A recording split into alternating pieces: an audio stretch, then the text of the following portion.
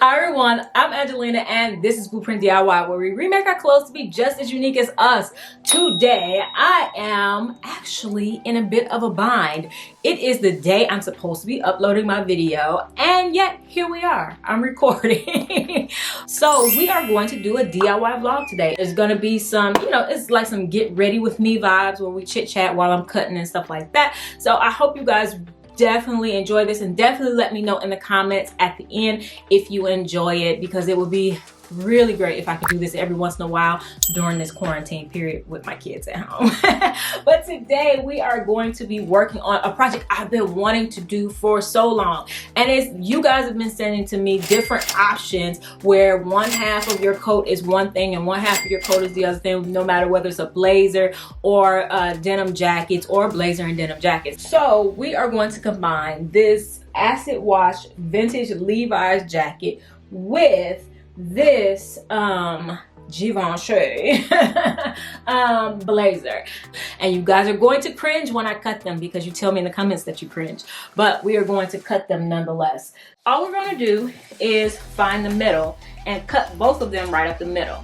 And what you'll notice about these projects, if you look online, I think it's a bunch of brands, like expensive brands that have these, and they make them from scratch to look like this, but the edges are not even finished. Like seriously, they have raw seams. I'm just trying to make sure that this is absolutely up the middle, and I'm gonna cut it. This is a vlog. I don't have time for fear, so I'll let you guys be afraid for me. And I just have my pair of gold handle scissors. A couple of my pairs came from Walmart, but this pair is on Amazon, and I'll have the link in the description box below. And if you haven't subscribed, definitely subscribe. We're on our way to 100,000 subscribers. When I hit 100K, one special subscriber is going to get the upcycle of their dreams, and it could be you. So definitely subscribe and share this video so everyone knows all the amazing stuff going on here. You guys can tell how many times I've practiced that. I can do it on demand now, even somewhat live. So I'm just gonna cut the rest of this. I could fold it, but I'm just gonna eye it. We are in vlog mode, so we're gonna just be live and in living color. All right, so we'll take those to the side. My heart is beating a little bit more on this one. Yeah, and here's the tag. So yeah, my heart is beating a little bit more on this one. You guys let me know in the comments if you're nervous for me. I'm actually not even gonna cut it. I'm gonna do it right and do it with the seam ripper. All right, so I got my seam ripper, and we're just gonna work a little seam ripper magic. Yeah, I had a completely different plan, really great video that will most likely go out next week, but just ran out of time. I don't know if you guys feel like this, but having your kids at home during this whole quarantine thing and trying to work at the same time, it's like swimming through honey, like swimming through peanut butter. And it's not, I'm used to my kids being at home during the summertime, and it is hard. Regardless, it's hard. But the extra added thing that makes the quarantine hard is that their teachers, want them to do schoolwork. And for our district, they're not doing like any visual classes. They're just giving them work. And it's like, they need help with that. They can't just do that on their own. And that takes a lot of me. So that's where the hard part is for me. That's the difficult part for me. So I had to completely restructure the way I'm going to be working during this time. I did a whole plan, and we're gonna try it next week and see if it works, and preferably it does, because it was starting to stress me out a little bit. I'm not gonna lie. Yeah, I was starting to get a little stressed, and I'm taking this part a little bit slower because I don't want to rip the lining. And if push comes to shove, if I do it like this, I can put it back together. Well, until I cut that collar. Once I cut the collar, yeah, putting it back together is gonna be a little bit different. But I could potentially Frankenstein it back together. Okay, so I finished the lining, and I ain't gonna lie, I got a little impatient at the top where I turned the camera off, and yeah, that's what happens when you rush. So just take that, you know, take it little by little. But I'm gonna go ahead and make the big step of cutting the collar down the middle. Come this far, why turn back now, right?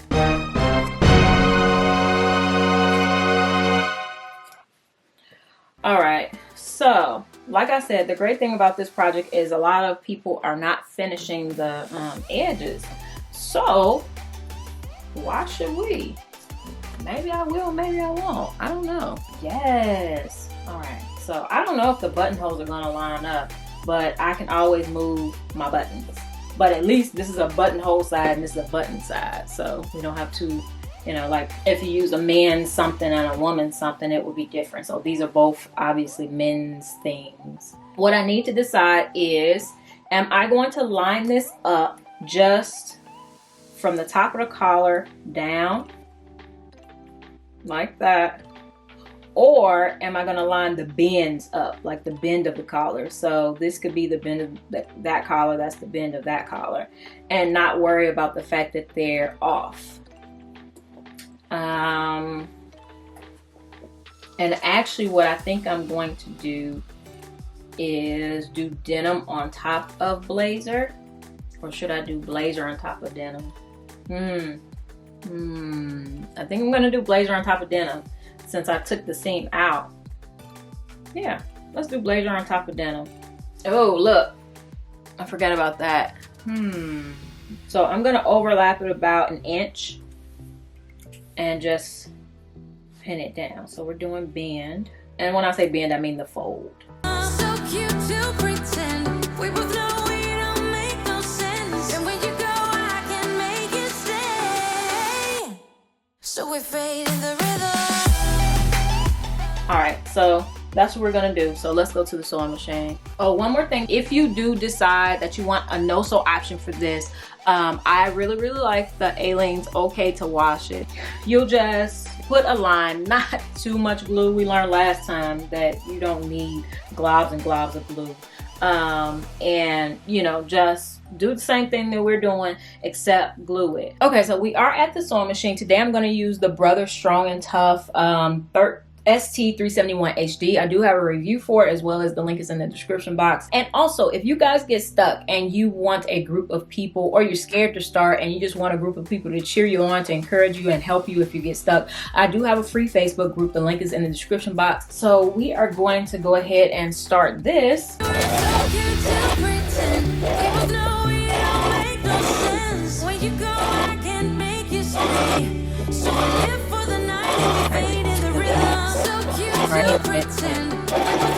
Alright, let's see how it turned out. Now I'm a little bit concerned about how it's gonna hang, so I'm gonna try it on. Interesting. So what do you guys think so far?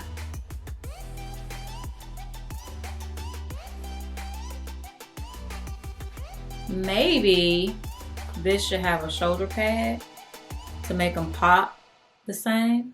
Okay, so those jackets are not as oversized on me. They're actually really not that oversized. So if your jackets are not super oversized on you, the overlap method, you have to be careful about that. You don't want to overlap them much at all. So for that one, I'm gonna chill on that side, but we have another side we can work on. And basically what I'm going to do is just take them, put them good side to good side, and just run a stitch from the top all the way to the bottom. But I want to put in this shoulder pad first.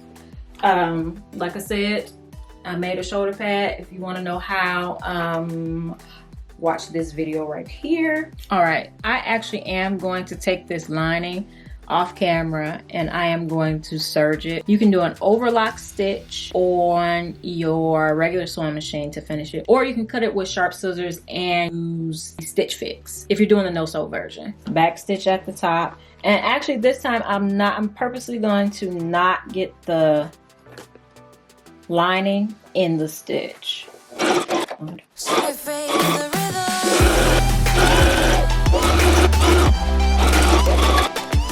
All right, so the very last thing I'm going to do is I'm just going to fold the seam in one direction and sew the edge. All right, so a few final notes on this. I went back and covered the shoulder pad, and make sure that this shoulder pad is the same thickness as your blazer shoulder pad. The first time I did it, the shoulder pad was much thicker and I was looking lopsided. Then the other thing is you can turn under your lining and just do a blind stitch to attach it to the blazer side, but I'm gonna leave it loose. I don't want any pulling, so for now I'm just going to leave it loose. But that's just a note that, you know, if you want to make it look more professional, you could do that later on. All right, so here is the final jacket. We have the same amount of shoulder padding going on both sides.